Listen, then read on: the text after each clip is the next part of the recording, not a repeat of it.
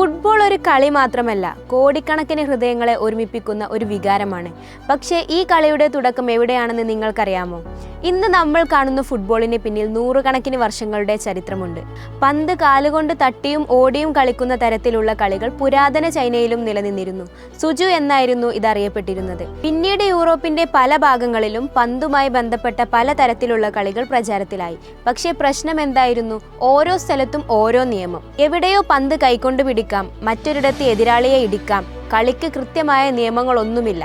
അങ്ങനെ ഫുട്ബോളിന് ഒരു പൊതുവായ രൂപം നൽകേണ്ട സമയമെത്തി.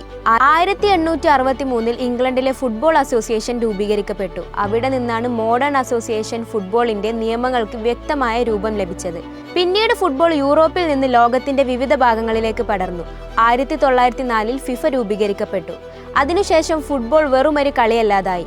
അത് രാജ്യങ്ങളെ ഒന്നിപ്പിക്കുന്ന ഒരു വലിയ ശക്തിയായി മാറി. 1930 ഉറുഗ്വായ് ആദ്യ ഫിഫ വേൾഡ് കപ്പ്.